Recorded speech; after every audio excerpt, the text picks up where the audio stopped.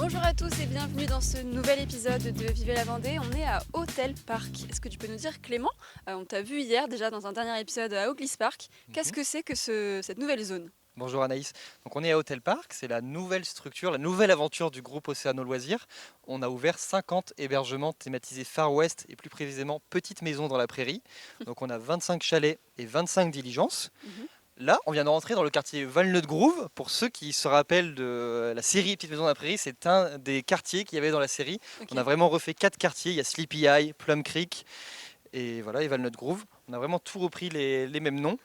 Et donc là, on peut observer juste en face un chalet. Donc on a différentes configurations. Sur les chalets, on a soit le chalet 2 chambres ou le chalet 3 chambres. Donc chalet 2 chambres, donc il y a à la droite, on a un chalet double, donc il y a un lit double, donc on peut accueillir un couple ou une personne. Et après, la deuxième configuration, on peut accueillir une famille de 4 personnes. Et sinon, on peut privatiser l'entièreté du chalet et on monte jusqu'à 6 personnes. Est-ce que vous faites amener des chevaux aussi? Parce que ça donne envie d'être vraiment en Alors, immersion jusqu'au pour bout. la petite histoire, on l'a fait il y a 2 semaines pour un C'est tournage, vrai? parce que j'ai appris que la mode des mariages dans les 3 prochaines années, c'est le Far West.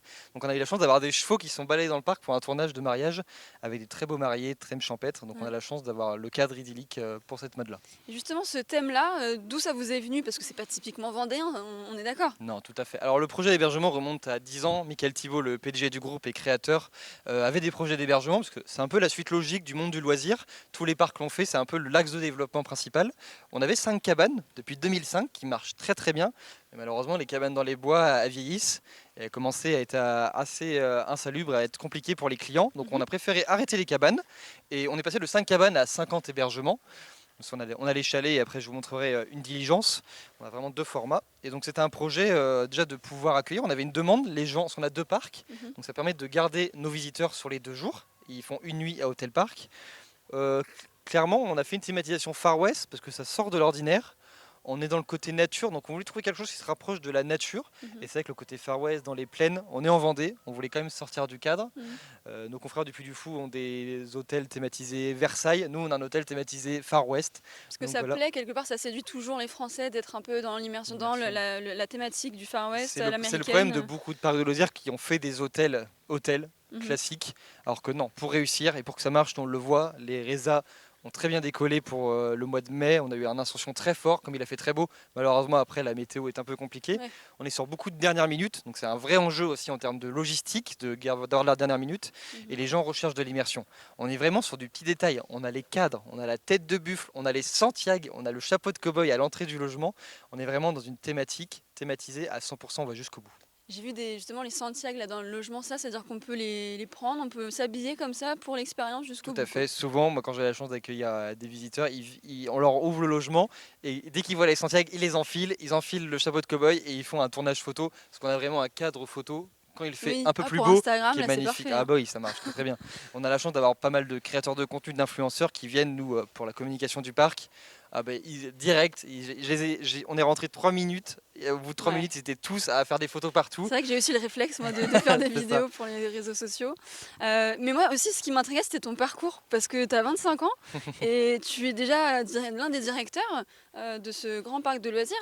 Bah, comment tu es arrivé là? Enfin, ça peut peut-être inspirer certains téléspectateurs de voir ça. Alors moi je suis arrivé dans le groupe à la sortie de mes études, en fin d'études en stage. J'étais en stage de communication sur Oglis Park et mon prédécesseur que je remercie, il a décidé de partir du groupe, donc il m'a Mhm. confié sa place. Donc je suis passé responsable communication au bout de 2 mois de stage, donc c'était un peu le rush. Et en fait la mission communication à Oglis Park, au Fun Park Hotel Park, est mixée avec l'exploitation d'Oglis Park. Donc on se retrouve sur le terrain à Oglis l'été. Parce que Oglis c'est un gros parc qui est ouvert très peu de temps et qui fait beaucoup de visiteurs. On a fait 220 000 visiteurs en 2022. Ok. Donc on passe à l'exploitation. Donc je me suis retrouvé, oui, à 22 ans, à gérer un parc qui accueille 200 000 visiteurs en 2 mois d'ouverture. Donc voilà, et après je suis revenu l'hiver à Offen, parce que moi je déménage à Oglis l'été et je reviens dans les bureaux l'hiver sur Offen. Et donc là, j'ai dû. Parce qu'en fait, en école de communication, malheureusement, on n'apprend pas tout ce qui est papier, affichage, mais malheureusement, les parcs de loisirs, et heureusement, on essaie d'en le faire le moins possible, il y a beaucoup de brochures. Mhm. Moi, dans mon école, on a vu beaucoup de digital, donc c'est très important. Moi, j'ai beaucoup digitalisé le groupe. Mais voilà, il y a encore de la brochure, donc des choses que je n'avais pas vues. Mais j'ai de la chance d'avoir des commerciaux qui sont maintenant quelques-uns des amis, qui m'ont appris le milieu, à découvrir que l'affichage urbain, ben oui, ça reste très important dans notre secteur d'activité. Ouais, toujours. Donc voilà, toujours, parce que nos visiteurs sont des gens qui arrivent en Vendée, et nous, on a très peu de temps En fait, en fait, le premier canal, souvent, c'est la brochure. Ils nous découvrent à l'arrivée du camping. Il faut qu'on continue avec les réseaux sociaux à communiquer pour qu'ils nous voient aussi sur Internet. Sur TikTok Voilà, notamment, TikTok, vous on fait recrutez beaucoup des de. petits journalistes là presque. C'est ça, j'ai des assistants, des chargés de communication qui font beaucoup de vidéos. Ouais. Donc voilà, et là, on est en 2024. Maintenant, je m'occupe de toute la communication et même je suis à la direction du groupe. Donc je gère un peu la partie aussi administrative, tout ce qui est moins joyeux, la partie budget, les devis, les factures, mais qui font Ouais. partie de tous les travaux. Tu manages les saisonniers aussi, c'est Oui, ça? c'est ça. Sur la partie Oglis Park, on a 220 saisonniers. Sur l'entièreté du groupe, on est à 350. Donc voilà, il faut gérer tous les saisonniers sur la partie Hotel Park, Open Park, Oglis Park. Et donc moi, je gère la partie accueil d'Oglis. Donc j'ai 50 saisonniers à m'occuper. Donc il y a les plannings à gérer. Ensuite, il y a toute la partie aussi sur le terrain, de bien voir le principal. Et moi, je fais ce métier-là parce que je veux être en contact avec des visiteurs. Mhm. On est presque 10 mois derrière des bureaux à tout préparer, à être Oui. prêt pour la saison. Et là, on ouvre 2 mois, donc moi j'adore le contact humain et de voir que ma communication, déjà, j'ai réussi à faire venir du monde. C'est vrai que cette année en particulier, ça a bien On a fonctionné de la chance sur avec les le, réseaux le et tout. Stingray sur Oglis et Ouais. l'ouverture d'hôtel, on a quand même 15 millions d'investissements, donc il fallait que la communication marche derrière. Et c'est un peu ma petite fierté, c'est qu'on a réussi à faire venir des gros influenceurs, des Américains, des Canadiens. C'est ce qui beaucoup. marche maintenant, c'est d'inviter les grosses têtes d'affiche des réseaux sociaux quelque part. C'est un canal. Ouais. Il y en a qui font plus que ça, ou il y en a même qui n'ont pas pris le tournant digital et je leur souhaite du courage parce qu'il fallait le prendre, je pense, au bon moment. Nous, on a une stratégie de référencement sur Google qui est sur les différentes aussi plateformes. Depuis 10 ans, on fait du référencement. Donc, quand on tape parc aquatique, parc de loisirs, on sort en tête. Il y a une activité à Open Park qui est le Duel Arena, qui est un peu le Interville. On a repris Interville, qui marche beaucoup pour les enterrements de vie de célibataires. Quand vous tapez EVC sur Internet, donc enterrement de vie de célibataire, on sort en premier. Ok. Et ça, c'est un travail de 10 ans de faire des pages bien référencées avec des mots-clés bien précis. Et on a pris le tournant assez tôt. Et comme tous les autres parcs, on communique sur Facebook, parce que c'est encore un canal très important nous, pour notre clientèle qui est la ménagère familiale. Et après, on s'est développé sur Instagram, qui est un peu plus pour les jeunes.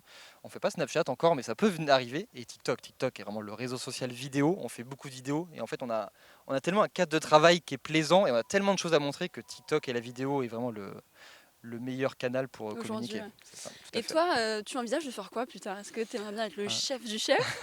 Non, je lui laisse sa place.